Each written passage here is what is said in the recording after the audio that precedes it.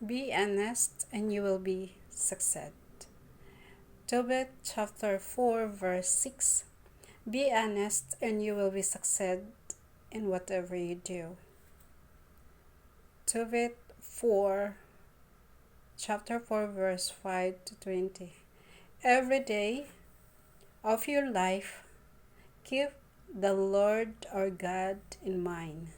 Never sin deliberately or disobey any of his commands. Always do what is right and never get involved in anything evil. Give generously to anyone who faithfully obeys the Lord or God. If you are stingy in giving to the poor, God will be stingy in giving to you. Give according to what you have. The more you have, the more you should give. Even if you have only a little, be sure to give something. This is a good as money saved. You will have your reward in time of trouble, and the reward come from above. Taking care of the poor is the kind of offering that pleases to God in heaven. Do this and you will be kept safe from the dark world of the dead. 12. Son, be on guard against prostitute. Above all, marry a woman of our tribe. It means believer. You do not, it is written in the Bible, do not equally those who are unbeliever. Unbeliever means no intimate relationship with God. Do not marry or team up with them. Remember that Noah, Abraham, Isaac, and Jacob, our earliest ancestors, are married with their relatives because at that time, lahat mga unbeliever, lahat mga walang Diyos.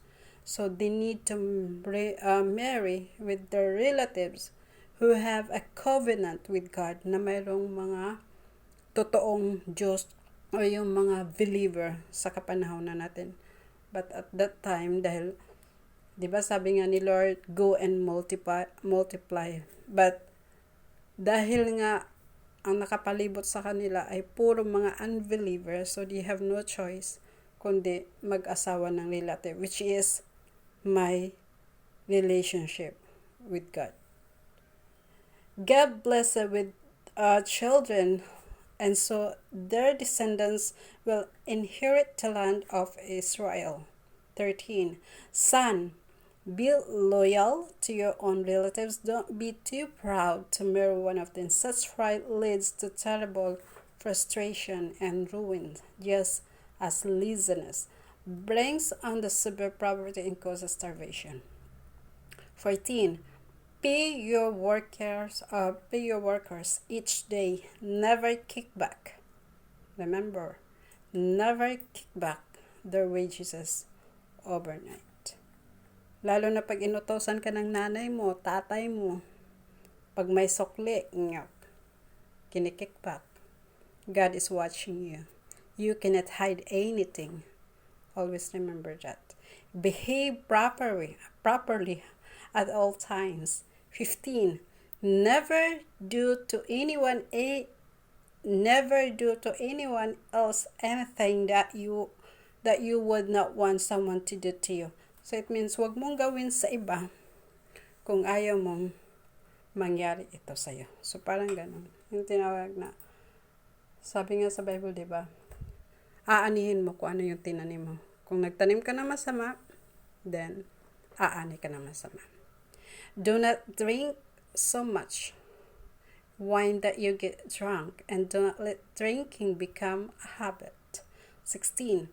Give food to the hungry and clothes to the people in need. If you are prosperous, give generously and do it gladly.